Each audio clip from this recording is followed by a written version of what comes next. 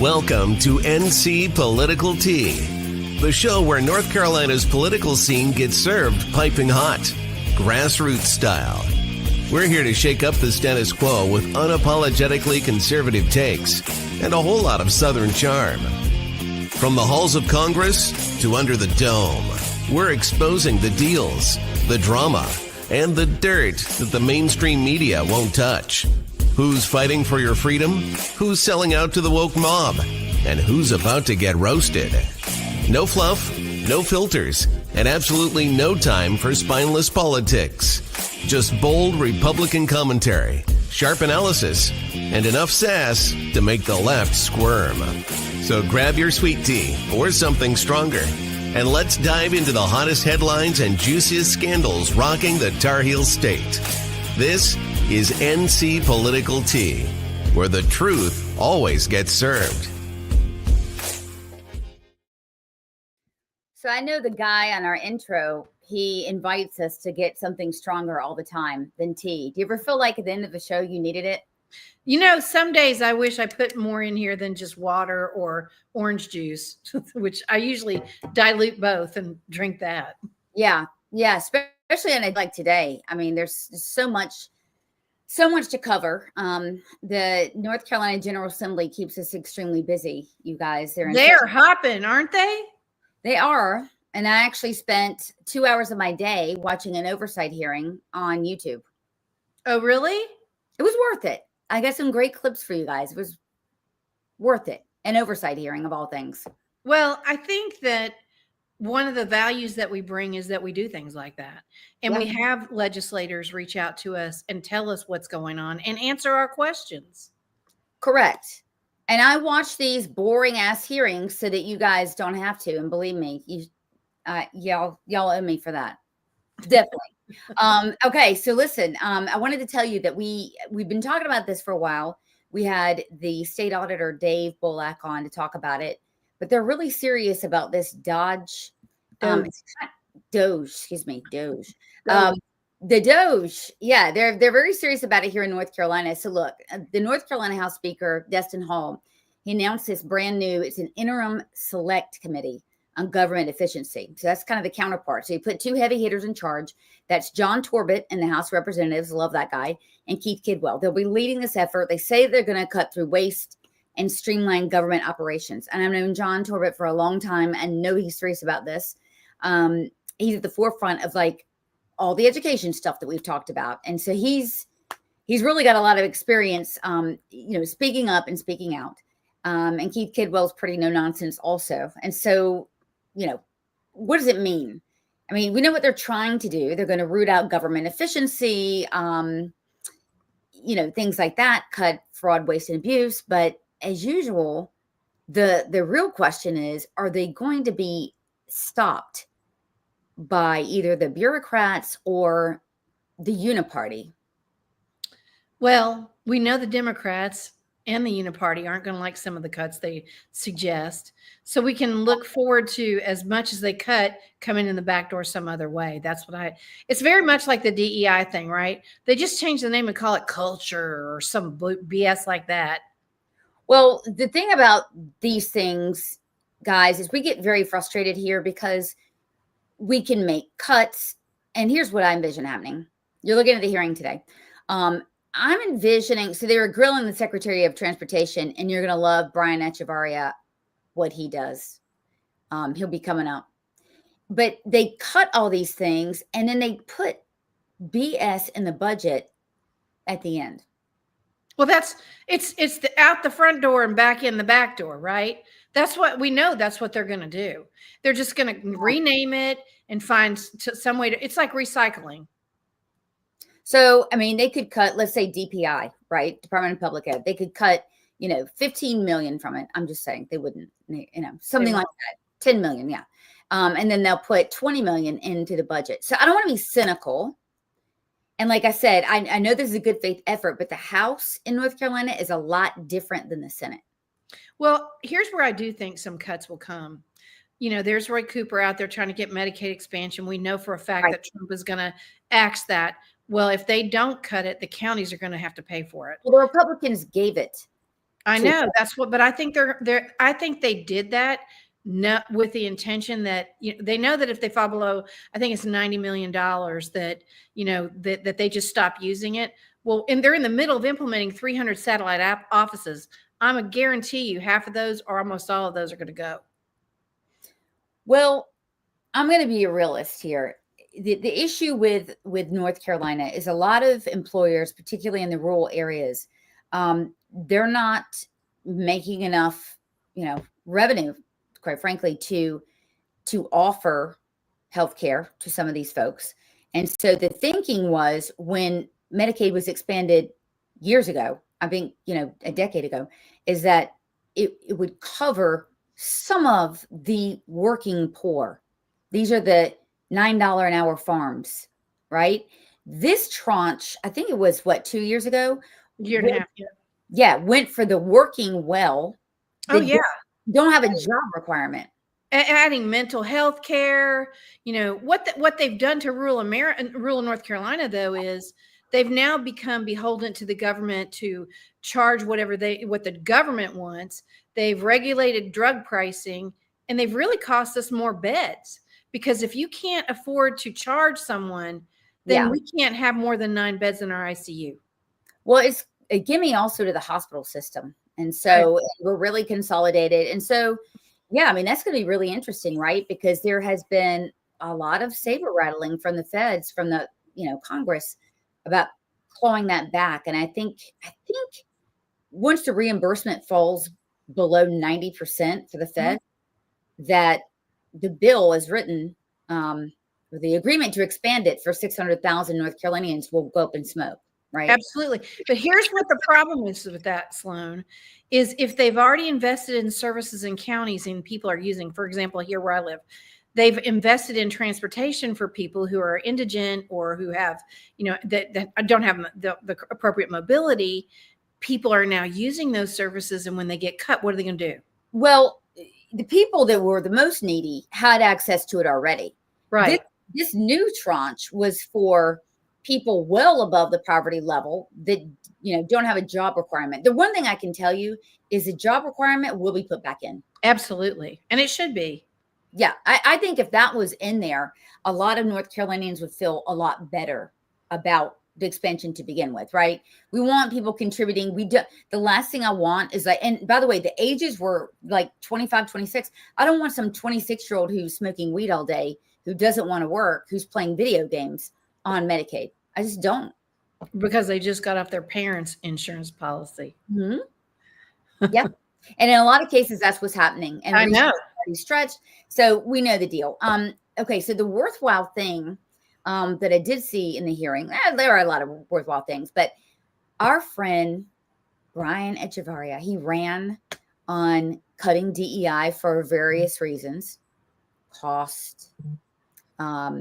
It's insulting, but he's questioning the head of the Department of Transportation.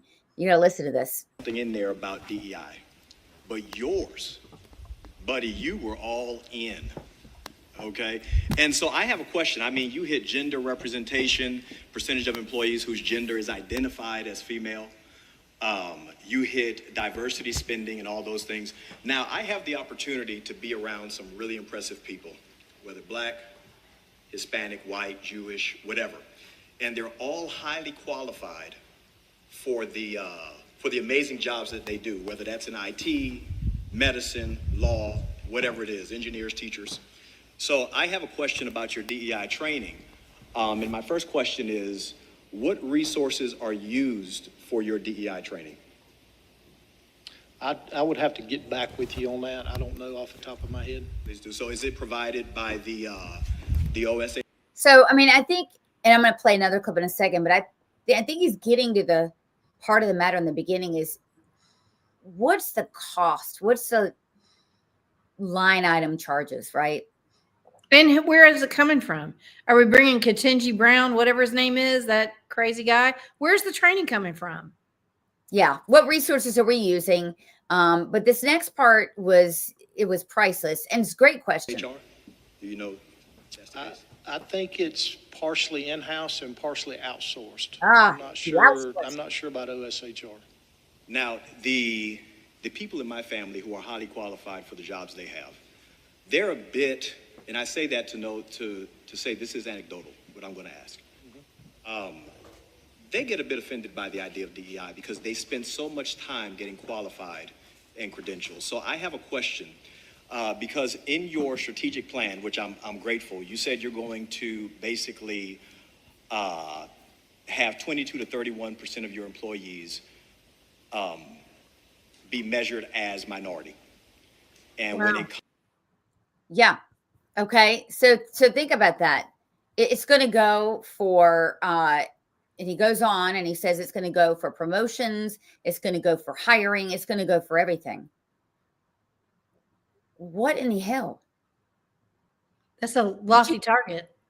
That's a lofty target. And then he goes on to say, to no surprise, that they are understaffed significantly. And I think that's pretty much across the board for government workers. There's 12,000 outstanding spots. And I just wonder, is it because it was a quota? I mean, is that dumb thinking on my part? It could be.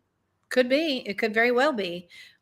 What would be the reason would be, to me, what is the reason people aren't being hired that are applying? And if it's because they don't have a 4-year degree, I think that's dumb. Now, if it's a specialty, I get it.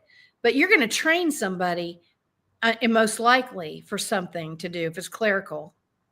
Right. So now we're seeing that this is the cool thing. So now we're seeing the government of North Carolina, actually, you know, the Republicans, I think there's some Democrats who are on board with this.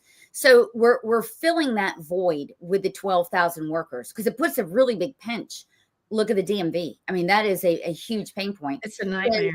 Yeah. So they're eradicating DEI, which obviously they should. And then they're eradicating the, you know, rule-based hiring. It's probably not a problem in your area, but in my area, Wake County, the DEI is definitely a problem. It's a problem here. We have women in jobs in the DOT who have no business being in the job. I personally have gone up against them on road initiatives here. And the thing I get that really pisses me off, and I'll just say it out loud, is they get very, you know, you're hurting my feelings kind. I'm like, woman, you're in that job. I'm talking to you like a business person. If you can't take it, and they always have to pass it off to a guy because they don't like it when other women tell them, listen, your plan is flawed. If I stopped my job every time my feelings were hurt, I probably wouldn't get out of bed. Right. Unfortunately, that's the nature of the business that we're in. So I agree. All right. So another brouhaha, or another a thing that's really, you know, getting the people flummoxed that are on the Democrat side of the aisle up in, besides the DEI, up in Raleigh, is this new bill. And I like the way it's called. It's called, it's just spiking the football, the Cooper Accountability Act. So those of you who don't know, Cooper was our last governor, Democratic governor. Unfortunately, we elected yet another one.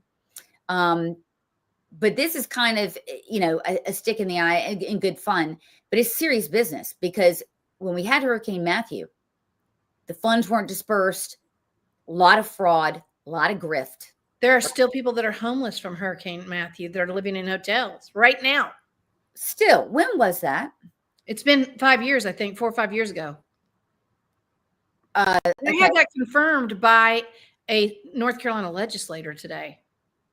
Okay, so that's been 4 or 5 years ago, and now we have Helene, and people aren't taking it with Helene. So this is a bill that is directly meant to help that. The oversight I like. So the auditor is going to be in there. We already know he's got a dashboard. The unused funds returned to the state. This is huge because what was happening is the governor was, I guess the excuse was, hey, there's some left over. And he would give it to his Democrat buddies that run these stupid ass NGOs.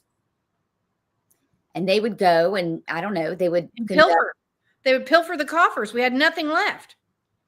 Correct. And so we don't know where it went, et cetera. A lot of it, you know, could have gone to anti-Israel protests that they did because the Smith Reynolds is horrible, right? So they got a lot of the money. So it just went to pet projects and donors. So here are just the top line benefits for the taxpayers. I think the oversight component is something we've never stressed more than we have done this legislative session. It's important, and I'm glad they're doing that. And it is important that they're more efficient about what they're doing with the money. I hate the multiple layers of approvals and, committees. That's all a bunch of extra wasted money. So it's good to see they're trying to be more efficient. Right. Anytime you see a commission, a special commission, or how about a blue ribbon special commission? That's top. That's high level weapons grade gaslighting bullshit. Anytime there's a commission, I don't think I've seen any commissions yet. Committee, there is a committee. Remember, there's that guy out of Raleigh who's not from Western North Carolina. Okay. Well, he's working for Stein directly. Okay, so there's a committee, but I mean, this has some teeth. That's another thing that we went over on Tuesday night. We're starting to see bills now for the first time that they have some damn teeth. So measurables, real measurables. The benchmarks, and just like, I don't know, a company. When you F up at a company, you get your ass fired. Right. Or if you steal from a company, you get your ass arrested. Now here's another bill. Wait a minute. I want to just one thing I want to show on the other side. See where at the bottom, that's the accountability factor, the dashboard, and the audits that are being done. I think that's really important to highlight. You can see that in real time because of Dave Bolak in his office at the state auditors. And he's serious. He's a nice guy, but I can tell when he gets down to business, he buckles down and gets it done. Hat tip to Dave. So here's yet another bill that I don't know that you've seen yet, but this has appropriations. So this guys, this is the funding, and this is the accountability. So there's two bills actually. Funding doesn't mean jack unless it gets right to the place it's going, and you know that better than anyone. Right. And it's important to look at this. What's really important to me, the repairs and the rebuilding is really important. But really where I spend the most of my time looking at this is the recovery on the roads in and out, because the next one is really important. Small business infrastructure. That's where we've lost a lot. We talked about that in the last podcast. But then look at the very bottom. They're finally going to allocate some money to get people up here, because we live off tourism. That is basically bread and butter for North Carolina, but especially in Western North Carolina. And $5 million is not a lot of money, but there's more from the feds. Probably like advertising, marketing. But there's going to be more from the feds. And Kelly Loeffler, who is now in charge of the Small Business Administration in the federal government, she's going to pour in a lot of money toward businesses. And part of the businesses are going to be advertising for tourism. Okay, great. Because if you're not from North Carolina or you just moved here or whatever, the leaf changing season, that's like big money. That's big time. We call it leaf looker season. The leaf looker. Okay. You probably have some other terms you don't mention. Listen, we're proud of it. We really do look at Maine and go, when are your leaves turning? Because ours are going to turn now. And we advertise in Atlanta and other places that are close enough by you can come for a weekend. We're proud of leaf looking season. Yeah. I mean, it's a big thing here, and it's a lot of money. And so, I mean, I'm really excited about that bill, Sloan. I think the two tied together, which there's no way they cannot be, is going to make a huge impact. Right. Correct. The money doesn't mean anything. People are tired of the money. The money, that's not the point. Another thing that we like is we've been, kind of going after Jeff Jackson here. He's the Attorney General of North Carolina. Rightfully so. Rightfully so. He's a Democrat. And he's pretty much trying to be a thorn in the side of Trump.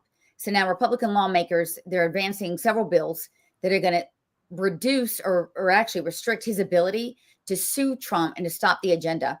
And the move comes after, like I said, several times where he is challenging things like birthright citizenship, some of the other DOJ things. And this proposed legislation is going to prevent him from initiating any lawsuits without the advice and consent of the General Assembly. It's hugely, hugely important. Amy Gailey. Well, before we get started, let me just say, Jeff Jackson does not do this on his own. He always goes in the coalition of Democrat AGs as a PAC. I know it's Soros funded. Right. But I think the big thing to talk about there is if we may not have a super majority, but we still are a majority of Republicans in North Carolina. So our AG is going outside of what the majority in North Carolina wants. 100%. We went for Trump. I mean, 100%. 100%. And by the way, he went, I forgot which one, which measure it was, but he went against one or two things that dealt with government fraud, waste, and abuse. I think that's universally something that people want and makes their lives better. He went in for the TRO against Doge, the federal Doge. Yeah. Yeah. But today was one that just took the cake for me. We voted in North Carolina, no men in women's sports. And Jeff Jackson didn't stand behind Peyton as she goes to the Senate to speak on behalf of that Senate bill for that. Nobody wants men in sports unless you're some absolute reprobate that needs to have your head examined. Actually, that should be a litmus test for someone with sexual perversions. It should. But look, you're going to show this lady who's his lackey, and she doesn't care that there are men in women's sports.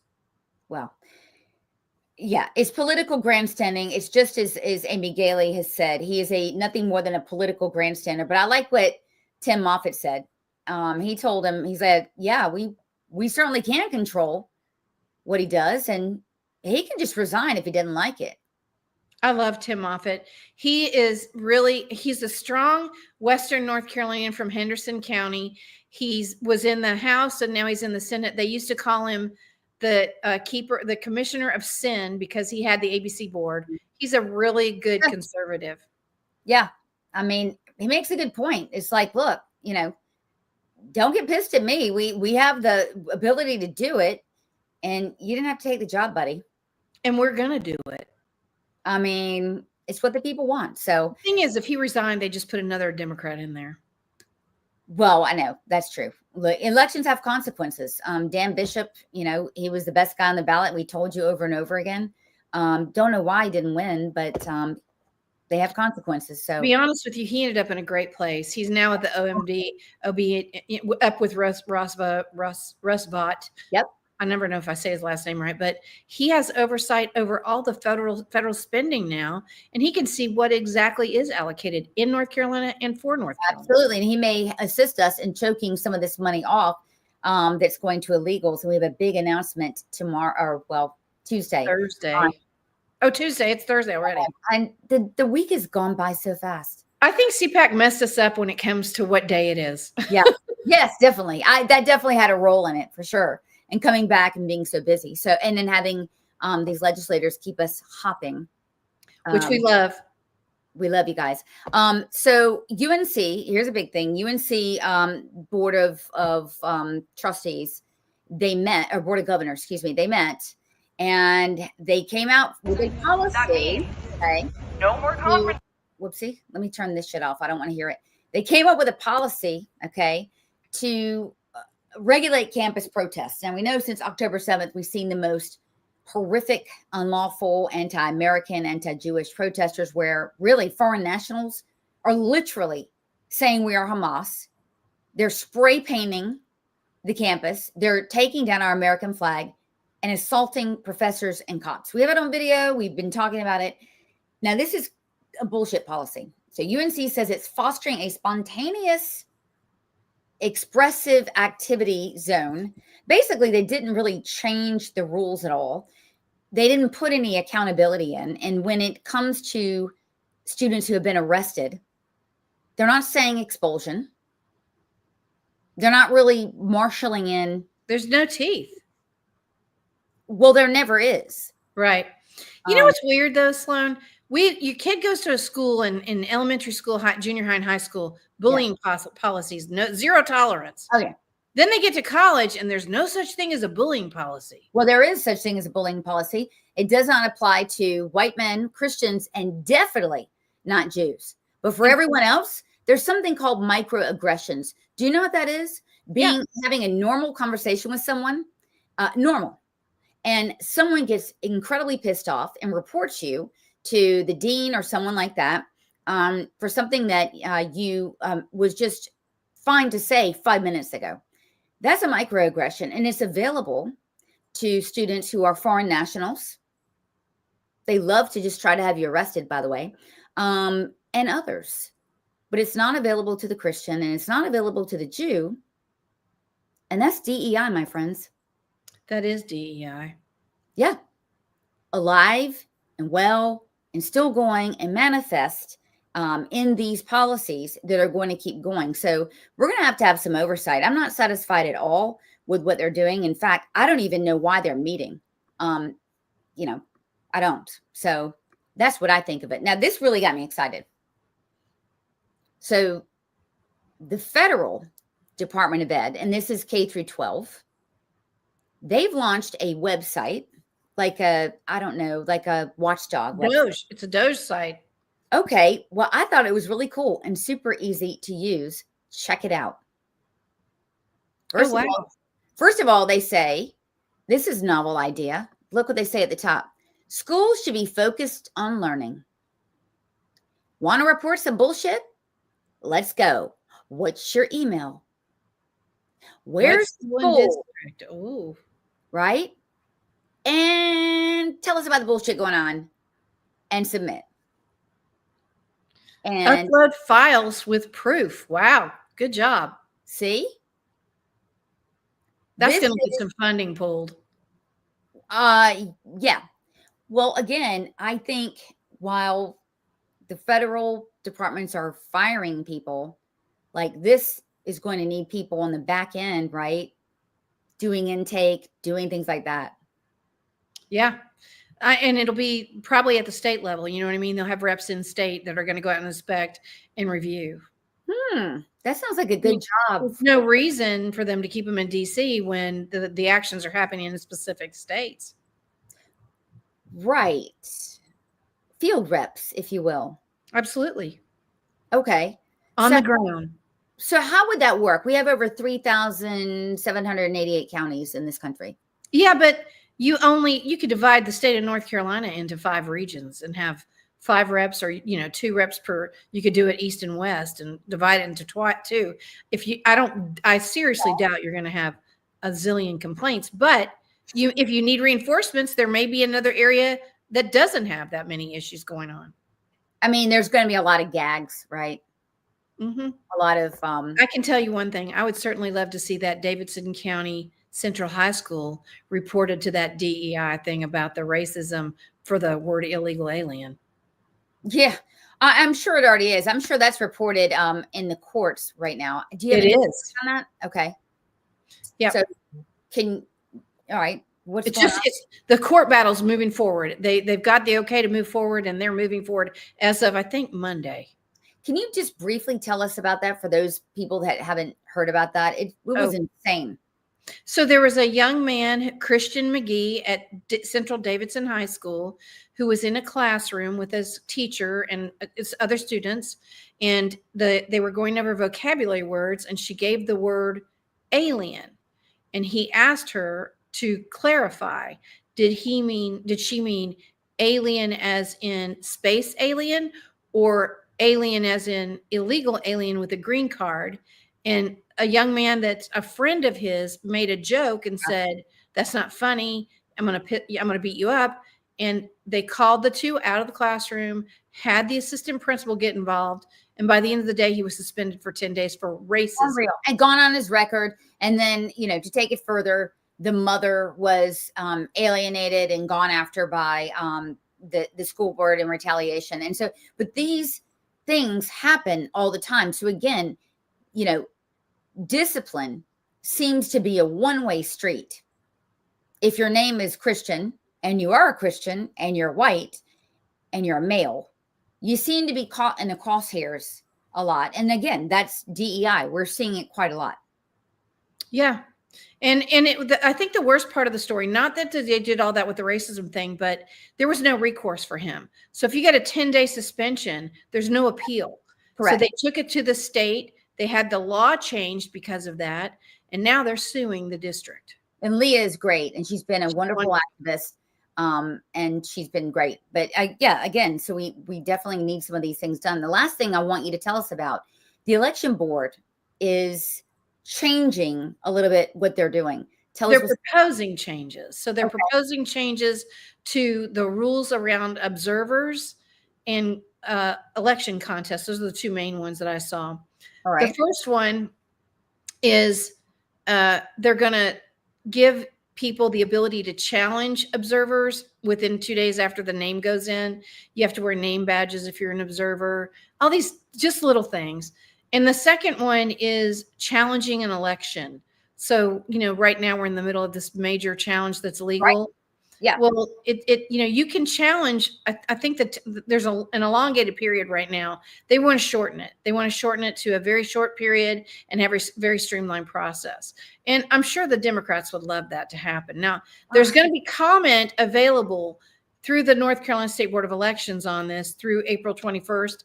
And we will get you the information so that you can make public comment on how you feel. Okay.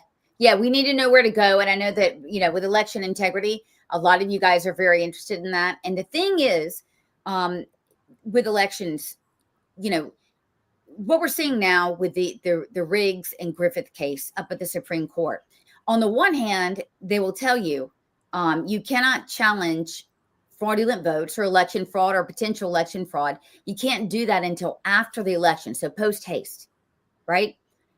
And then when you do that and you're in court, what the Democrats lawyer will say, you can't do it after the fact. You can't change an election.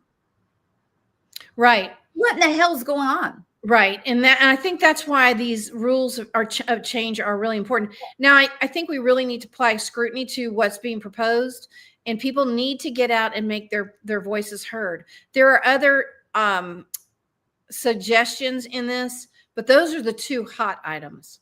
Okay. All right. So we're going to give you ample time to challenge that, knowing Margot, she's going to bring it up thrice before the day. I'll also put it up on my X account tomorrow. Okay. So she's going to let you know so that you can let everyone know. But yeah, again, it's very frustrating. We have to do these changes beforehand. I want to say one more thing about this, Sloan, and that is it's interesting that they filed these changes now, knowing that Dave Bullock, our auditor, may take over those board seats in March if they're not, if he makes it through all the challenges. That's right. So isn't that interesting?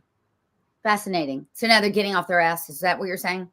Well, and they want the changes done before he's in charge so that he can't change what they do.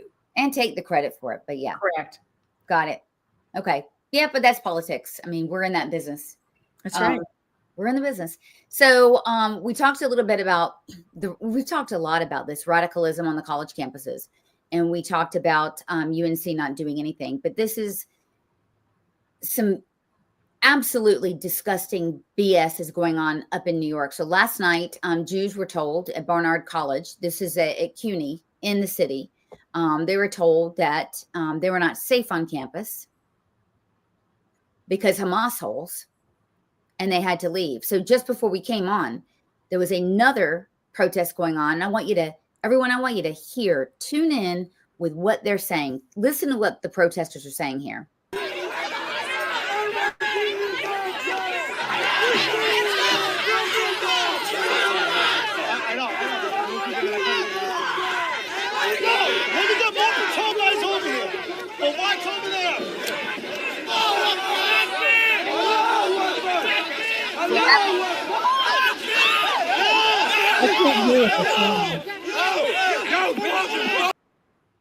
Allahu Akbar. Oh, really? I thought that was at Columbia. This was a little while ago tonight. It may have been up there. And so we're bringing on a special guest to really break this down. If you've been on Twitter, you know who Grizzly Joe is. He was an NYPD cop. Now he's a lawyer, a content creator, and he talks a lot about this stuff. So welcome. Hello, ladies. How the heck are you? Oh, good. How are you? Hey, I just want to make sure we get my good side tonight, all right? You're perfect. Beautiful, beautiful. What's going on? I got to say one thing about that clip you just showed about with the NYPD coming up against these people. I get the sense that the academy no longer teaches officers how to punch somebody in the face. They're probably not allowed to. I'm not saying, punch to knock them down or knock them out or anything. You bop a couple of these nitwits in the face, there's going to be fewer nitwits at the next demonstration. That's all I got to say about that. I apologize for cutting in like that. Well, it's an emotional thing. I mean, Why are we still dealing with this? I from what I'm seeing on Twitter, and I'm seeing this all secondhand, just like you folks, it seems like the custodians, if you will, of these academic places, these colleges, universities, they have no. I'm trying to keep this PG-13. They have no gumption. I was going to say something else, but they have no gumption. Don't have. Rip a little here.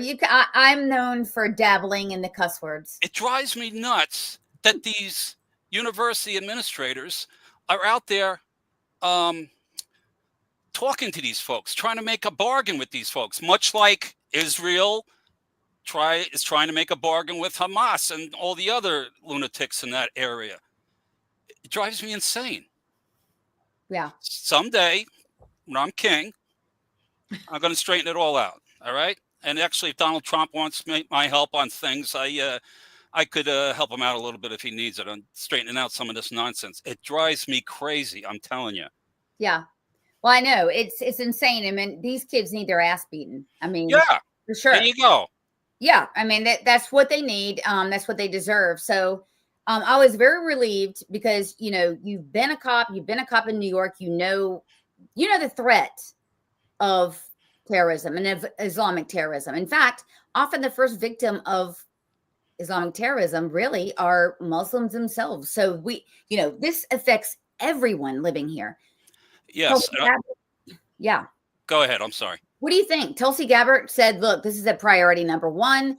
And then we had the DOJ last night, Leo Terrell, love him, came out and said, we're not effing around. We're going to put your ass in jail for what we just saw. What do you think? I'll believe it when I see it.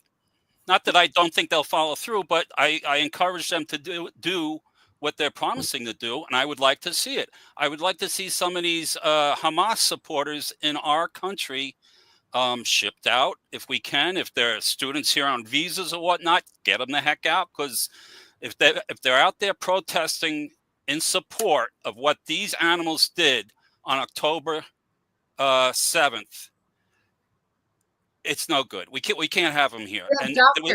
We have doctors in North Carolina doing that. I've seen that on your feed. I've seen some people that you're calling attention to. And if people aren't following you, they sure as heck should. But it makes no sense to me to try to, even what we're finding out today, what the Biden administration was doing at the last possible second going out the door as far as sending money to Hamas through whatever channels, it was going to Hamas's pocket and not into the civilians. That's right. Supposedly there are honest civilians there, not involved with all this stuff. I find that hard to believe. I think there's more of the bad folks than the good folks. But the Biden money that was going there did not go to feed these folks who were, supposedly starving at, 300 pounds each. These people. Okay, you got me started. You see that? You got me started. Yeah, there's a bunch of Pritzkers running around there. Margot, what do you think about this, about the new priorities? I think they're more important than people realize, because if they're going to go after Jews, they're going to go after Christians too. And we're seeing that. We're actually seeing that live in North Carolina. We're seeing the gaslighting by this ridiculous doctor in Western North Carolina who is gaslighting. And at the same time, his undertone is, I don't like Christians and I don't like Jews. And yet he's a cardiologist in Hickory. Yeah. Good Lord. We can't have that. We can't have someone that'll look at your religion and decide whether your heart is going to survive an attack or not. Well, to the jihadists, and that's what I call them all, the rest of us, even other Muslims, are infidels if they're not the right kind of Muslim. If they're not the kind of Muslim that's going to go out there with a machete and chop off heads in furtherance of this purported God of theirs, Muhammad. Well, yeah, it's very, I work with a lot Arabs who were Muslims and are now Christian, and there's a growing community of those. And I mean, they are great to tell other Christians, and they, spend a lot of time in churches, et cetera, and educating Christians on the real, moving spirit, if you will, behind the religion.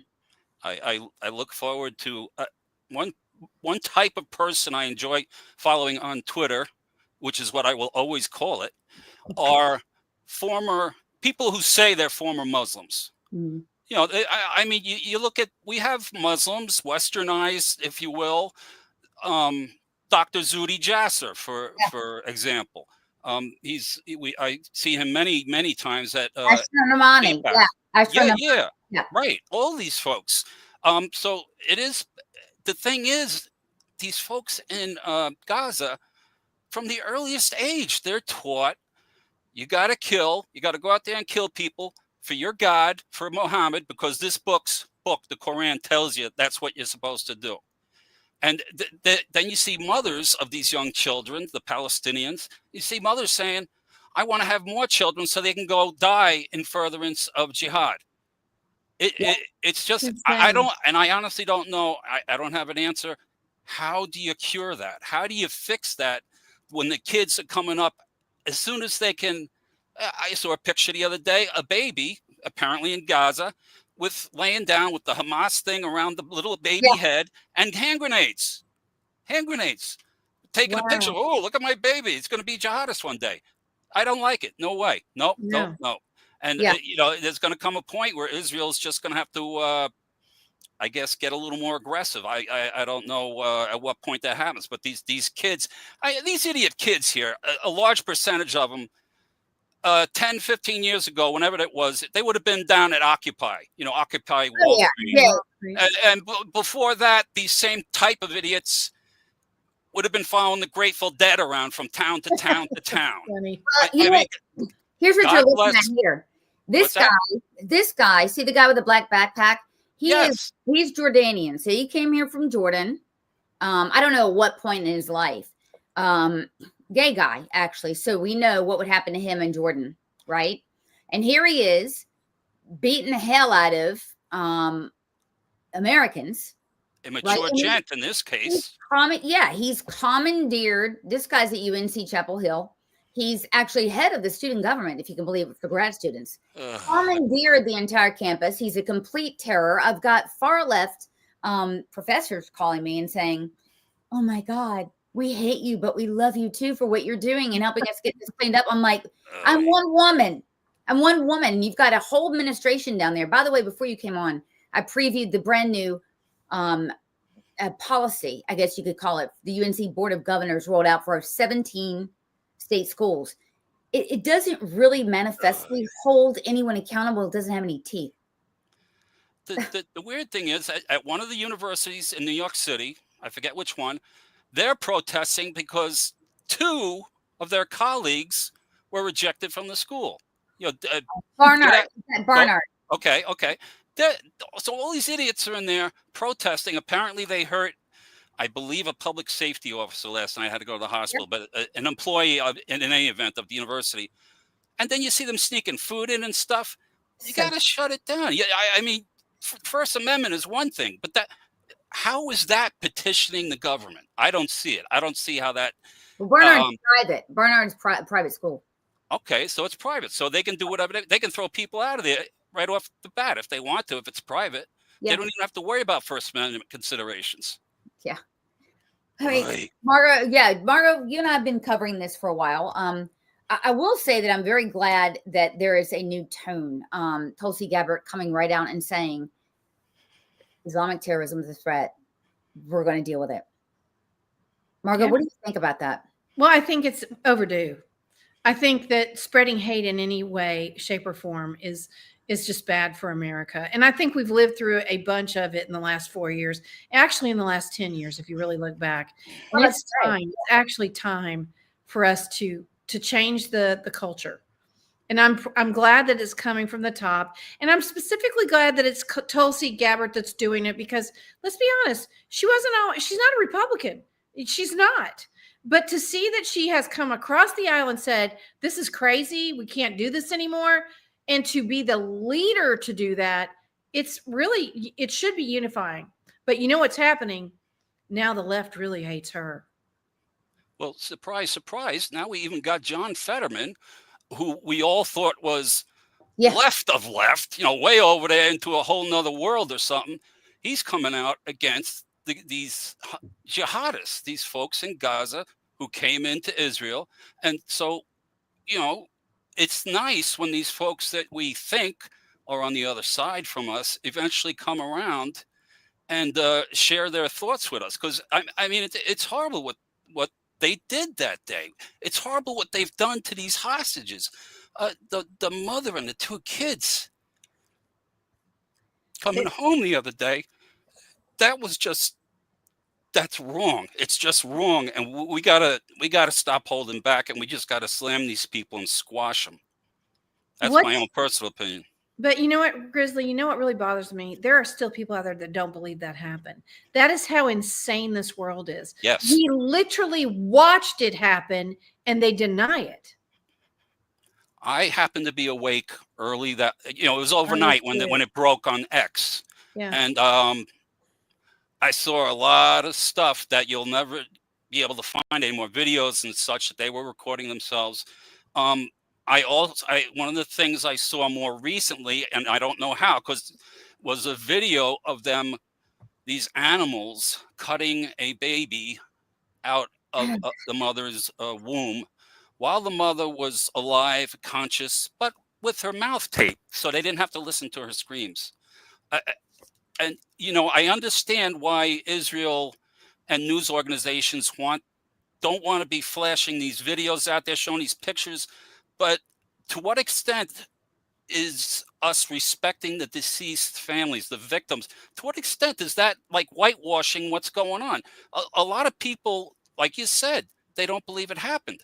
Show them the damn videos. Show them that one. Remember, there was a video early on that I think Israel proper was showing to other governments or high ups, a 45-minute video of really horrific stuff from what I heard.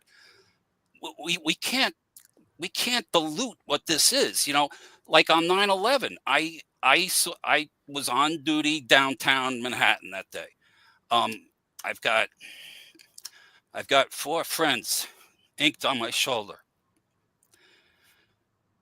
That seeing a plane run into a building, even that was somewhat cleaner than the horrific stuff we saw in the early morning hours of, this attack when they came in through Israel, when the female observers, apparently their observations were ignored.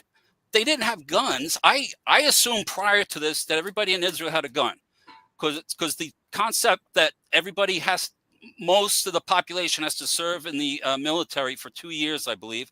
And you see them off duty on weekends in their uniforms with the big rifle strapped to their shoulder.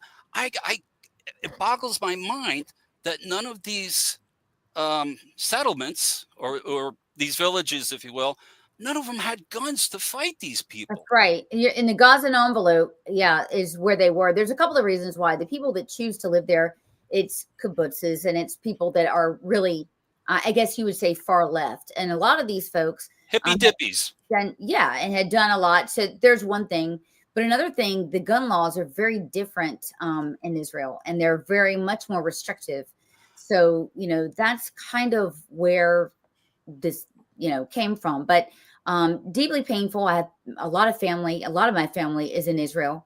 And it is, very, very difficult for Jews.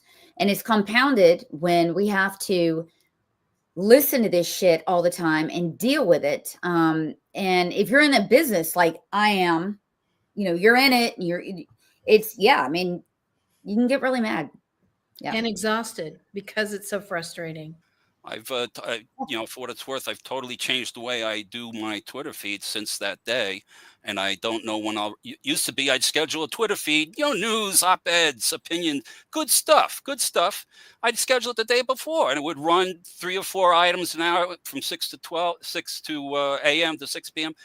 But since that day, I'm going heavy, as I feel I have to, with what's going on in Israel and what's going on in other parts of the world regarding other attacks and other terrorist attacks, like New Orleans. Christians. Yeah. Look, Christians in Africa are also being murdered. And no one's talking about it. For the same reason. These are Black Christians who are being murdered. And by the way, under the Biden administration and the Obama administration, you didn't see them getting asylum, but you saw people like this bullshit doctor that we have here that is, I mean, between patients, Grizzly, he's tweeting horrible things about Jews and Christians and then going into the next room and treating patients. This is the kind of people we're letting into our country whilst Christians are suffering in Africa. And I do hope that Trump reverses that. We need to we need to let the oppressed Christians in. No more of this, having, I think, a quota for people for certain countries that are terror-plagued countries. It's ridiculous. There is one person on X that I know, Robert Spencer at Jihad Watch. Love him. Love Robert. Not the white supremacist with the same last name, to be clear. Right. That guy's a jackass. That's Richard.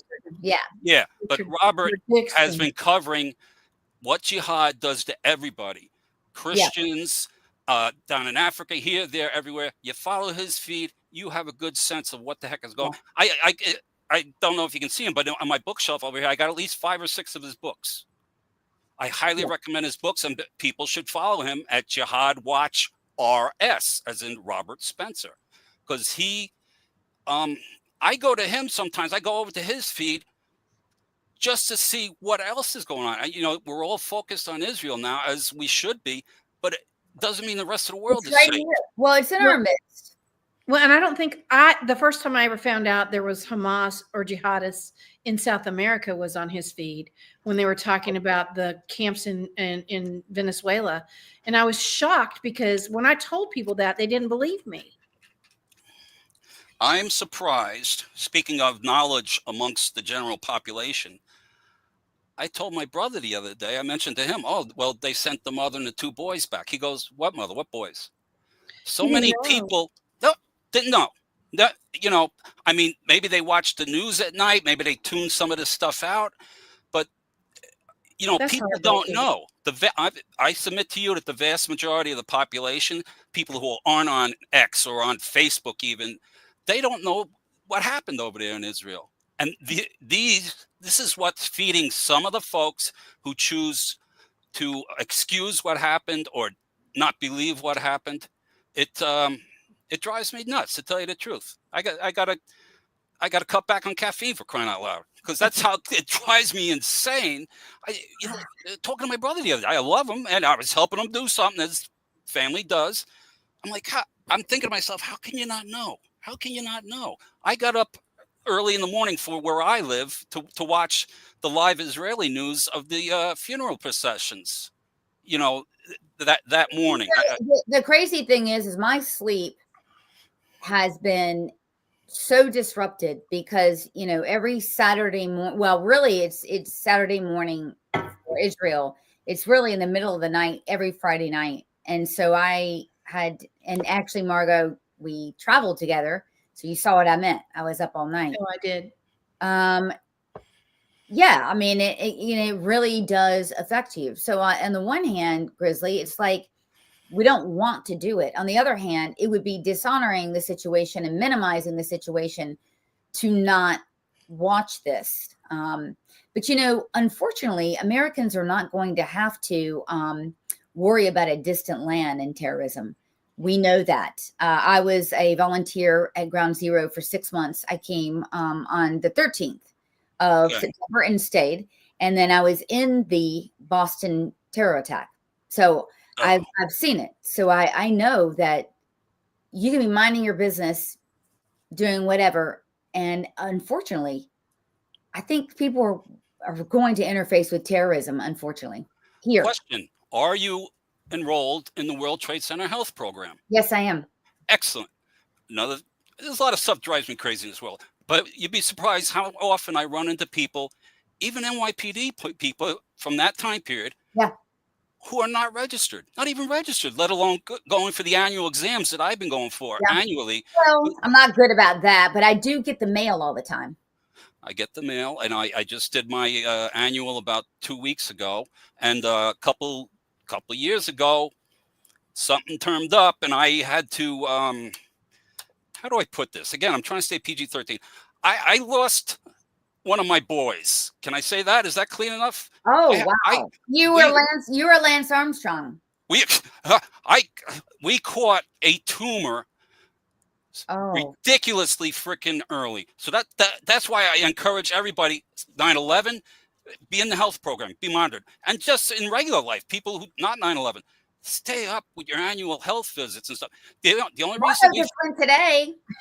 what happened today? Margo I went just to my health visit today. There you go. The only reason we found that wow. early tumor was because of an unrelated kidney stone producing blood in the urine. So Wow. I just want people to, if they were there and they're eligible, they should be doing it. But see, this is a secondary thing with terrorism, with environmental hazards, with all these things. And so it's, during 9/11, I remember that there was a seriousness about getting this. And then Obama, actually Bush on his way out, but Obama completely eradicated any of the training, any of the preparation that we're doing. And we have been surprisingly safe given that. But we've been lucky. Yeah. I mean, we're sitting ducks in a way. Would you agree? I agree 100%. I read the 9/11 commission report about all the signals that we missed beforehand, all the dots we didn't connect. And the saying is, they only got to be right once. We got to be right all the time. It's, like in New Orleans, like the guy, apparently he had ramblings online that might have been caught if somebody had their eyes open. See? It's just, we got to be aware. We got to educate ourselves. We got to learn what Islam is. And I shouldn't say Islam generally. I prefer to use the term Quranic literalism. The literal words in the book, because that's what these guys are using when they're out there chopping off people's heads in Africa, when they're out there killing babies, for crying out loud, who haven't even turned a year old. They're animals, they're savages, but it's all in that book. It's all in the Quran. We're not supposed to say that. What pisses me off is that people, refugees in this country, this doctor in particular, let's take him. They love to threaten us and shut us down. This doctor threatened to have me arrested for what? Guys, I'm like, this would have been your second arrest, correct? I was gonna say, do it. We've been there, done that. That you know of. Yeah, no, he threatened to do the same thing, to bring up false charges. So that was 48 hours ago. He went to the top of my to-do list. When you go to the top of Sloan's to-do list, it's not good. Not so funny. 48 hours. Thank you for the tip. I mean, it rarely happens. I'm a busy woman. But I've been watching your feed. I just heard from the medical board today that they have put this on the top of their list. We have told every legislator. We have reports, sent to everyone. We've alerted the Christian community in his local area. Excellent. Tell me what they've done, because you told me this. Well, yes. So last night I made a point to call one of the pastors that I know in the local area, and they started to write the board at the hospital about how worried they are for Christians in the community. And I showed them all the posts that he had made, and they used those and talked about their families, because what people don't understand is I live in rural Western North Carolina, and we don't have a lot of good healthcare specialists. So they'll take just about anybody. I mean that sincerely. They're not always the best and the brightest, but they'll take just about anybody. And so, they need to know they have a doctor on their staff that doesn't take too kindly to Christians and Jews, because there's a lot of Christians up here. Yeah. We just saw these two, I believe it was Australia, these two knuckleheads on the video. Yes. It turns out they were nurses or whatnot. The female has been charged. And the male went into the funny farm to kind of try to, a mental institution to try to, as a way to defeat potential charges. Because if he gets charges now, like the female did, he's going to say, well, it's because I'm mentally disturbed. See, look over here. I was in the mental hospital for 2 weeks. Right. Another one that needs her ass beaten. Yet another one. I like the way you think. You know what's really interesting, just listening to the two of you, is imagine October 6th and what you thought your day was going to be like on October 7th. And since that day, nothing has ever been the same. And I know that for Sloan because I work with her a lot, but I can hear it. All of us have been changed forever. but it's become a calling to bring to light the evilness in this world. Yes. And to not back down from it. And I'm so proud of both of you for doing that. Thank I you. just, I, like I said, I'm motivated by my personal experiences on 9/11. Lost a family member and 4 actual friends. The people inked on my shoulder are not people I knew. They were actual friends. My buddy, Officer John Perry, was at headquarters that morning to retire. And I talked to him going in. He was there to retire. He ran over to help. He wasn't even on duty. He ran over there to help. And it wasn't known that he was even lost there until his brother came around 2 or 3 days later looking for him. People were able to put it back together. Oh, I saw John here. I saw John there. And then it became known that he was over there and he was lost when the towers fell. So that's why I do what I do as far as I'll the never God. forget when you were on the pile, you know, when you were inside, because civilians were not allowed. I mean, I was one of very few civilians in the center.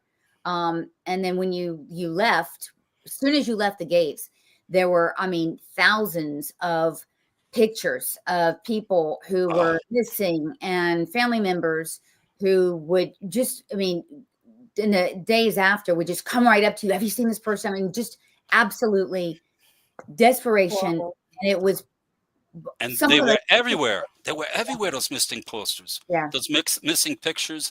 I had a family member who went in looking for the family member that we lost, you know, going from hospital, grasping at straws, basically hoping, oh, maybe they're here or there.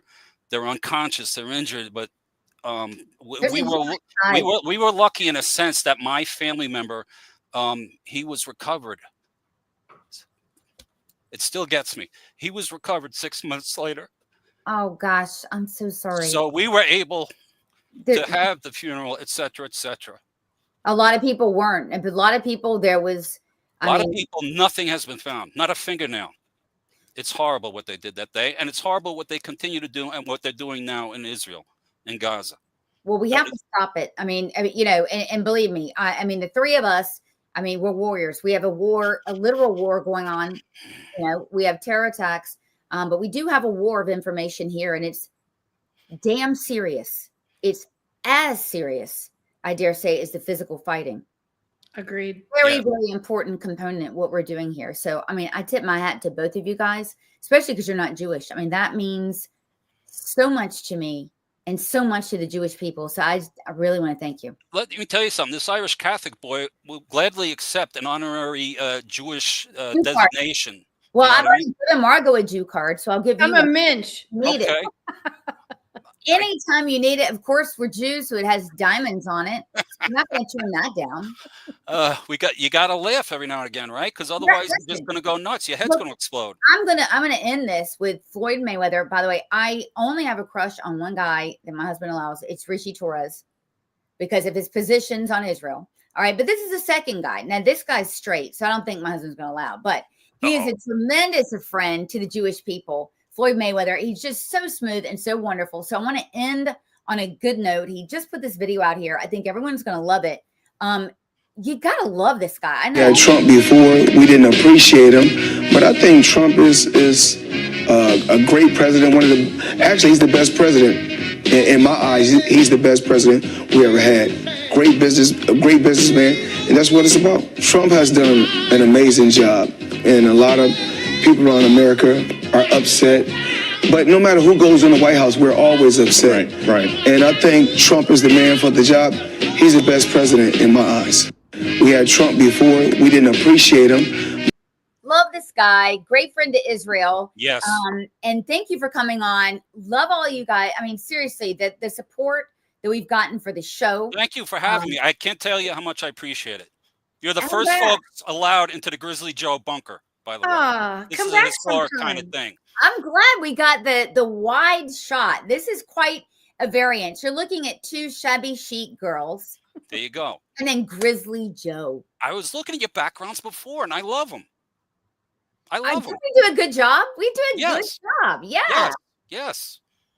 Well, come back and visit with us some more, would you? Anytime you want me, I'm there. All right. We Absolutely. appreciate Well, you. thank you Thank guys. you, ladies. Have a great weekend. Just don't call me for bail money. All right. I'm a little shy this week. She all calls right? me. That's very sensitive for me. Stay out of trouble. Oh, Mhm. yes. That's right. Thank you for having me. I really Have a good appreciate it. weekend. You Bye, too. guys. You too. Bye-bye. Have a Y'all. wonderful weekend. See you. That's a wrap on today's NC Political Tea. We hope you're leaving sharper, spicier, and ready to take on the political craziness in the Tar Heel State. If you loved what you heard, or even if it made you mad, don't forget to subscribe, leave a review, and share this show with your friends, family, and that one coworker who just needs the truth. Follow us on social media to stay in the loop and get your daily dose of conservative fire. And remember, here in North Carolina, the grassroots grows stronger when we stand together. Until next time, keep the faith, keep up the fight, and don't let the left water down your tea. This is NC Political Tea, where we spill it like it is.